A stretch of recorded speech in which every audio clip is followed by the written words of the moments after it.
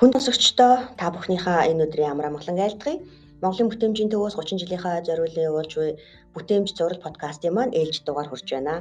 Тэгэхээр энэ удаагийн дугаар танд харин илүү ойрхон санагдаж байж магадгүй. Бид нэр хүн болгоны одоо аманд орсон гэдэг юм уу, байгууллага болгоны мэддэг гэдэг юм уу, тийм зүйлийн талаар өнөөдөр ярилцах гэж байна. Өнөөдрийн маань сэдэв төслийн менежмент. За төслийн менежментийн талаар өнөөдөр бүтээмжийн төвийн эксперт Ариун Зул одоо та бүхэнтэй саналаа солилцох болно.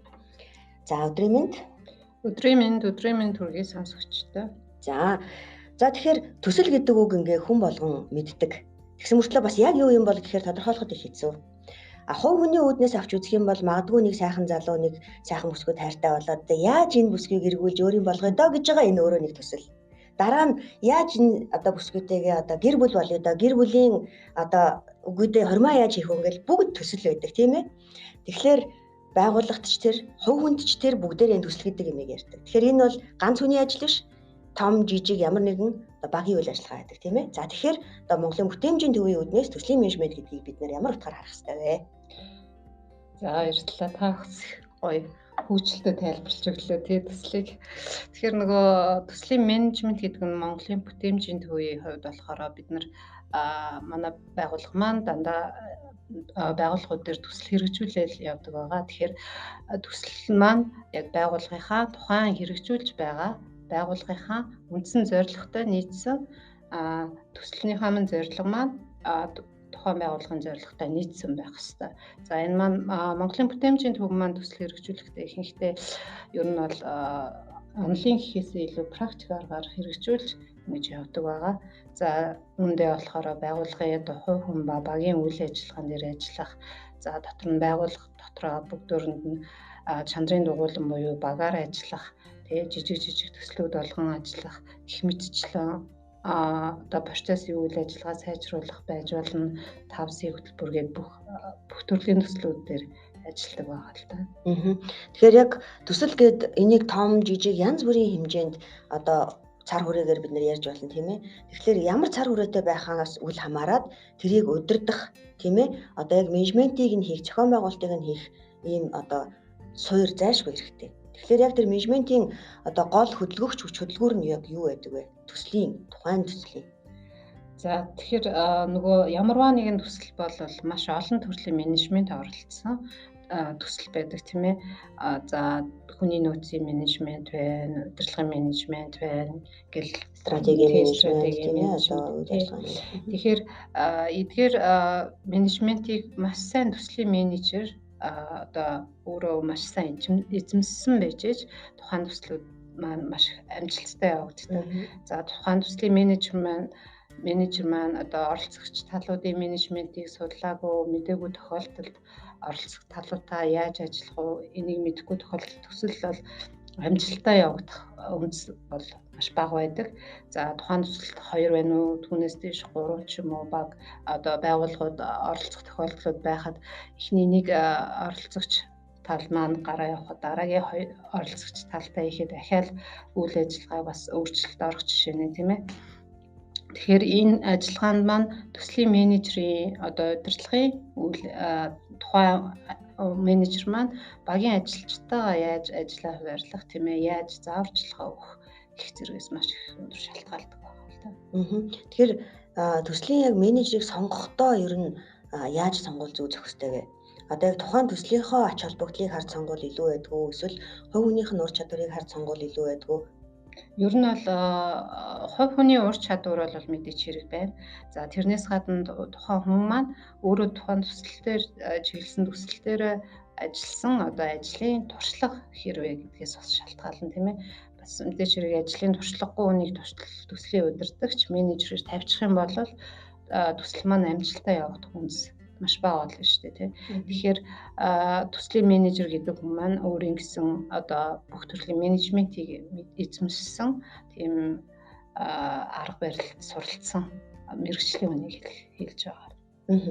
Тэгэхээр түрүүнийхээ ярианд ороход одоо нэг найзыгаа нэг сайхан бүсгүйтэй танилцуулах гэж байгаа найз бол их мундаг менежер байх хэрэгтэй болж таарад байна тийм ээ. Бүх талуудыг нь мэддэг тийм ээ. За тэгэхээр дөнгөж өөрөө ч ярианд түрүүнийг дурддагдаад өнгөрлөө. Чанарын дугуйлан гэж үг тийм ээ. Тэгэхээр чанарын дугуйлан гэж одоо миний ойлгож байгаагаар одоо байгууллага ч юм уу төсөл ч юм уу ингээд жижиг багаар ажиллаад явахыг одоо хэлж гинөө. Яг чанарын дугуйлан гэж одоо юу хэлв? За чанарын дугуйлан гэдэг бол одоо нөгөө манай бүтээмжийн төвийн маань одоо явуулдаг төслүүд байгаа л да. Тэрэн дундаа чанарын дугуйлан гэдэг маань тухайн байгууллагт одоо байгууллагын үйл ажиллагааг сайжруулахын тулд тухайн байгууллагын ажилчдыг баг болгон хуваагаад одоо тухайн баг маань яг яадын те байгууллагын ажилчдын орон тоогоосоо шалтгаалan 3-аас одоо хамгийн доод нь бол яг 6-аас дээш гэж үздэг. Тэгэхдээ ер нь нөгөө жижиг дунд үйлдвэрийн жижиг байгууллага байвал хэд байх вэ? Одоо томоохон байгууллага байвал хэд байх вэ гэдгээс шалтгаалan хүмүүсээ баг болгон хуваагаад тэр чинээс арай нэг үүрэг хариуцлага өндөртэй ажлын туршлагатай үнэ багийн ахлагчаар сонгоод үйлдэлсэн багийнхаа хүмүүстэй одоо маш бага жижиг хэмжээний төсөл хэрэгжүүлэхээр тийм ээ байгууллагын үйл ажиллагааг сайжруулахаар хийгдэж байгаа одоо тийм менежментийн аргыг чанарын дугуйлангийн төсөл арга гэдэг. За энэ маань болохоор одоо сүүлийн үед төсөл чинь маш их аргачлалтай болсон шүү дээ. Clean арга, agile аргачлал, hybrid гэл ингээд аргачлалууд байгаа. За энэ чанарын дугуйлангийн маань энэ аргачлал маань болохоор түрүүний хэлсэнчлэн байгууллагын үр ашгийг сайжруулахаар жижиг алхмуудаар мөн жижиг багууд нэг төслийг хэрэгжүүлж дуусаад маш жижиг хэмжээний төслийг хэрэгжүүлж дуусныхаа дараа ахаад нэг их төслийг хэрэгжүүлэх маягаар ингэж явдаг. Тэгээ нөгөө байгууллагынхаа жижиг асуудлуудыг маш сайн шийдвэрлэж өгдөг. Одоо нэгсэнтэй PDC цикл буюу төлөвлөх хийх, хянах, сайжруулах гэдэг нөгөө төслийн аргачлал байдаг шүү дээ. Тэр төслийн төлөвлөгөө тэрнтэйгээ уялдуулаад явдаг ийм үр дүнтэй арга байна. Өөрөөр хэлбэл сайжруулахын тулд цөөхүүлээ сайн суужгаад одоо яг асуудлынхаа голыг гаргаж ирээд шийдвэрлүүлэх. Одоо багууд маань өөрсдөө эхлээд суугаад оюуны товтлого юм тийм ээ. За тэгээд тухайн багууд маань суугаад уулзж хахад цуг ажиллаж байгаа хүмүүсээ тэр болгон хүмүүс бол энэ яг тийм чадвартай хүн, энэ ийм чадвартай хүн гэдгийг бас тэр болгон заримдаа мэдэхгүй байх тохиолдлууд байдаг л та. Тэгэхээр багийн хувь хүн ба багийн үйл ажиллагаагаар тэр нөгөө хүмүүсийн ур чадварыг гаргаж ирэх тийм төслийн аргачлал байж болно. За гэтэл нөгөө чимээгүй суугаад идэг гэсэн хүн маань одоо яг ингээд өөрөөр илэрхийлээд яриулаад ингээд зөвхөлөө суужгаад ингээд brainstorm хийгээд тэгээд явангууд нөгөө хүн маань маш их мэдлэгтэй тэгээ бас өөртөө төрлөөр өөрийнхөө хийж байгаагаас арай ондоо төрлөөр ажиллах чадвар нь маш өндөр байх тохиолдлууд байна л да. Тэгэхээр яг чанарын дугуйлангаар багийн хамт олонтойгоо танилцах тэгээ ажилчдынхаа ур чадварыг илрүүлэх гэх мэтчлэн эдгээрийг маш наривчлан авч үзээд одоо байгууллага маань ажилчдаа үн зөв тодорхойлох гэсэн арга хэрэгсэл байж болно бас. За тэгэхээр ялангуяа магадгүй тийм ээ одоо залуу нэг дор нэлийн олон залуу ажилтан авсан байгууллагт энэ төр бол нэг чухал байж магадгүй юм байна шүү дээ тийм ээ. Залуучуудыгаа туршлагатай хүмүүстэйгээ ингээ хольж баг болгоод одоо яг одоо юу гэдэг яг тодорхой нэг асуудал дээр туршлагатай хүнийнүүдээр шил соргог байгаа хүнийнүүдээр ингээд хийгээд явал тэглэвээ харагдах юм байна. Тэгээ нөгөө багийн ахлагч маань нөгөө байгууллагын хамгийн туршлагатай хүмүүсээс сонгож байгаа шүү дээ. За эхний нэг төслөө тухайн баг маань хэрэгжүүлэхэд тийм хүнд төсөл байх албагүй. Эхний үйлчлэгийг туршлагажуулах маягаар тийм ээ. За гадаа талбай тогтчлтын нэгийнхээ хэсгийг нэг арай нэг гоё өөр аятайхан болгоч гэдэг юм уу те. За тэр нөгөө хүмүүсийн сууж байгаа сандлын хэсгийг ингээ нэг аятайхан болгоч энийг яаж хийх үгээд одоо нөгөө хэдүүлэхнээ сууж агаад ярилцаад оюуны давталгаа хийгээд түүнийхээ дараа хүн болгоноос саналаа асуугаад за тэгэнгүүтээ тэрэн дээрээ ахиж ярилцаад тэгнийхээ дараа нөгөө төлөвлөгөөгөө гаргаад тэгэнгүүтээ төслөө хэрэгжүүлээд түүнийхээ дараа хяналт хийгээд за энэ ингээ болж үгээд за болсон гэж үзэх юм бол сайжруулаад тэгээд явдаг байна. Сайжруулсныхаа дараа за болчлоо гэх юм бол дараагийн төсөл тийм үү магадгүй яг тэр сандлын хажууд байгаа хогийн савыг бид нар яаж гой зохицуул сэвэрхэн болгох вэ тий энэ хогийн сав заавал энэ ч байх ёстой юу. Жишээлбэл байгууллагын гадаа тамхины цэг байлаа гэхэд тэр тамхины цэгийг одоо нөгөө яг тэгж харагдахаар ил газар байлгах ёстой юу өөр газар байлгах уу гэдэг гих мэтчлээ жижиг Маш бичил асуудлуудыг шийдээд эхлэх нь байна тий. Жижиг асуудлууд дээр ингээд нөгөө багуудын маань хуваачих учраас тэд нар өөрсдөө ингэж аваад тэгээд дараагийнхаа эхний төсөл дууссаны дараагаар дараагийнхаа төслийн нөгөө санаа сэтлийг гаргаад ирсэн байдаг. Тэгэхээр эхний ээлжин дээрээ тэрэн дээрээ ажиллаад туршлагацсан хүмүүс маань дараагийн төслүүд маань томрох боломжтой гэсэн. Тэгэхээр тэр нь одоо байгууллагын үйл ажиллагааг сайжруулж байна буюу бүтээмжийн гол агуулга тийм ээ тасралтгүй сайжруулалт хийх. Тэгэхээр бүтээмж төсөл гэдэг энэ хоёр үг хоорондоо яг одоо жишээлбэл одоо уруу хамааралтай юу энэ хоёр үгийг одоо яаж тайлбарлавал одоо их ойлгомжтой яг зүгээр бүтээмж ба төсөл гэлэнгүүл ерөөсөө бүтээмж төсөл гэдэг маань болохоор маш сайн менежментээр бүтээмж гарч ирдэг. Одоо төсөл маань хэрэгжиж дууссаны дараа энэ маань бүтээмж болно гэсэн үг. Төсөл маань байгууллагын зорилготой нийлсэн төслийн зорилго байгууллагын зорилготой нийлсэн байх хэрэгтэй тийм үү. Тэгвэл гарч ирсэн үр дүн маань бүтээмж болж таарж байгаа. Төслийн үр дүн маань өндөр бүтээмжтэй ажиллалаа гэж ярьдаг шүү дээ тий. Тэрнтэй адилхан одоо бүтээмж гэдэг маань маш бага зардлаар өндөр бүтээмжийг тий өндөр үр ашигыг олох тэр зүйлийг бол бас бүтээмж гэж хэлээд байгаа. Тэгэхээр энэ маань яг төслийн явцад хэрэгждэг л үйл ажиллагаа байхгүй юу? За түрүү өөрөө нөгөө төслийн аргачлалууд ингээд одоо гарч ирж байна тий одоо уламжлалт аргачлалаас гадна бүр хайбрид гэдэг холимог төрөлж гарч ирлээ гэж юм. Тэгэхээр түрүү хэлсэн төслийн аргачлалууд за сая ярьсан чанарын дугуйлан маань манай одоо бүтээмжийн төвөөс тий төсөл хэрэгжүүл бас нэг одоо аргачлал гэж үзэх юм бол тэгвэл одоо өөрийн чинь түрүүний хэлсэн тэр одоо аргачлалуудыг бас сонсогчдод хойлоо танилцуулъя тий. За тэр лин аргачлал гэдэг нь яг одоо юуг хэлж байна? Нөгөөх нь ямар ялгаатай юм тийм ээ? За юу тийм сүүлийн үед гэлтгүй ер нь бол төслийн аргачлалууд бол олон төрөлтэй. Тэгээд нөгөө миний их сонирхлыг татсан аргачлал тэр нь болохоор нэг ажил аргачлалыг гаргаж ирсэн байлаа. Би саяхан л уншиж мэдсэн их сонирхолтой санагдсан. За лин аргачлал гэдэг хайбрид аргачлал гэдэг дуурдах юм бол зөнөөл аргачлал байгаа л да. Тэгэхээр нөгөө ажил аргачлал нь ямар учиртай юм гэхээр нөгөө уламжлалт төслийн аргачлалаас шал ондоо арай нөгөө шал ондоо жоохон нөгөө 4-5 зүйлээр арай ондоо санагдсан. Тэр нь болохоор уламжлалт төслийн аргачлал маань яг нэг менежерийн доор ажиллаад нөгөө зааварчилгаа зөвлөгөөгөө аваад явдсан шүү дээ хүмүүс нь. Гэтэл нөгөө ажил аргачлал маань 2 хүн удирдах байлдаг. За тэгээд нөгөө уламжлалт арга дээр чинь нөгөө төслийн менежер маань хүмүүст ажлыг ингэж хуваарлаж өгдөг байхад энэ ажил аргачлал маань тухайн хүмүүс өөрсдөө нөгөө ажлаа сонгож авдаг. За тэгээд дээр нь бас төслийн одоо уламжлалт аргачлал дээр гэрээг болж чухалчж үздэг шүү дээ. Гэтэл ажил аргачлал маань бол гэрээг бол яг тэгж чухалчж үздэггүй. За байгууллагын одоо нөгөө харилцагчийн үзэл бодол ямар байна тийм ээ? Тэрийг айгүйх ингэж бодож юу хийж үздэг шийдвэр гаргахын тулд тэгэж үздэг. За тэгээд нөгөө явцын дунд ингээд уламжлалт аргачин процессын үйлдэлээрээ бол яг л нөгөө бичигдснээрээ л ингэж явдсан шүү дээ тийм ээ. Гэтэл нөгөө одоо энэ ажил аргачлал маань тэрийг солих, өөрчлөх боломж бол маш их байдаг.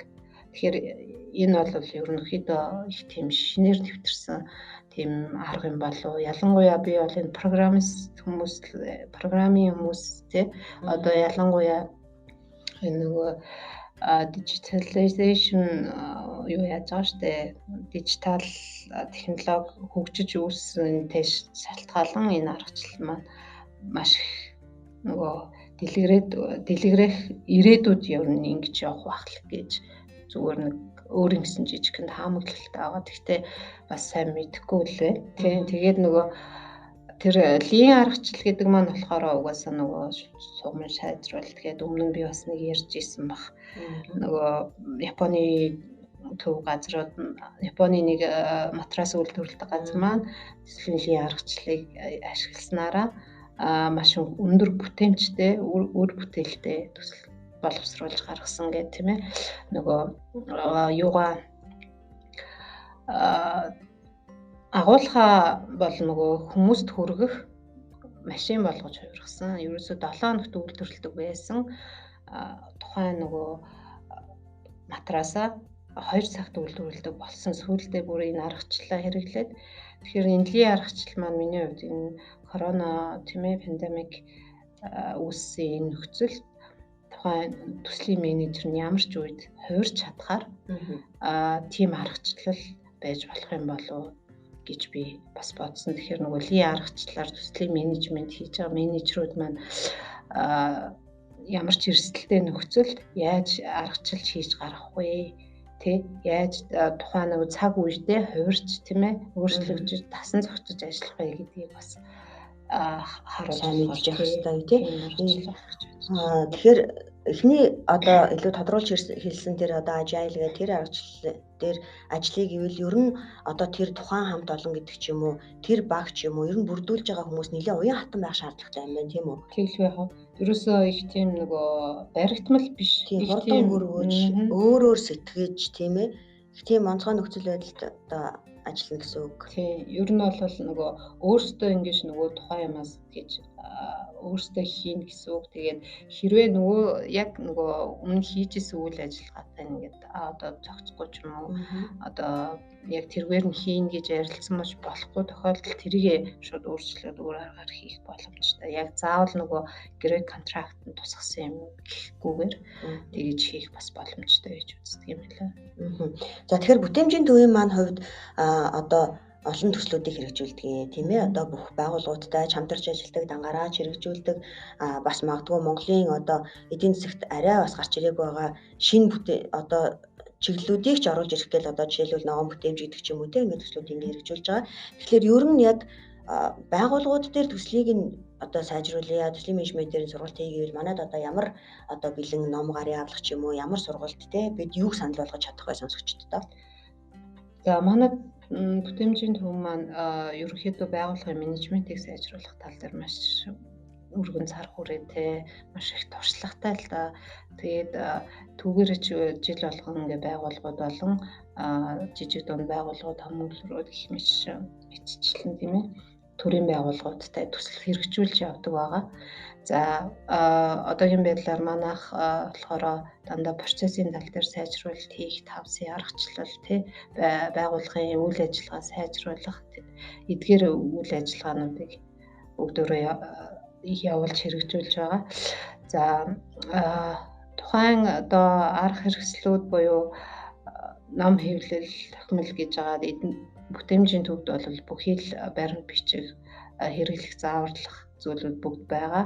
За сургалт сурталчилгааг авахыг хүсэх юм бол манайхтай холбогдоод авахд бол бүгд бэлэн байгаа. За сургалтуудыг өөрсдийнхөө хүссэн сургалтуудаа хийлээд тийм ээ. За манайх одоо байгууллага маань процессоо ингэж сайжруулмаар байна. Манайх одоо менежментээр ингэж ажилламаар байна.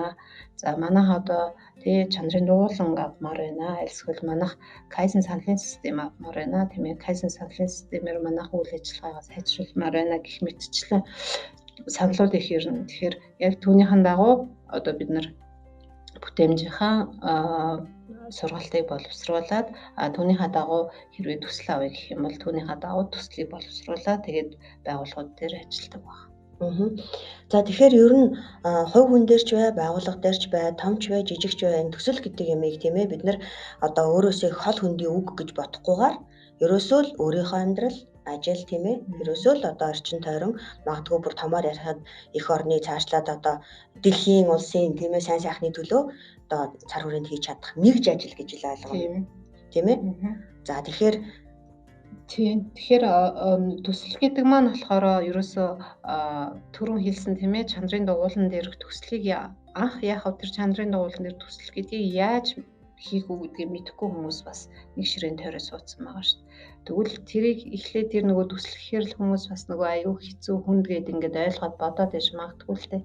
Тэгэхээр нөгөө эхний ээлжийн төсөл гэдэг маань ийм дараалттай ингэж явдаг юм а гэдгийг одоо тэр жижигхэн санал цэвэр янзлахтаа ч юм уу тийм ээ. За нэг шатны одоо өнгийг солихдоо ч юм уу те бодог тэрэн дээрээ одоо хийлгээд тухайн ажилчдыг төслийн урд үтэй болгож гэнэ гэсэн үг байхгүй урьдчилсан байдлаар.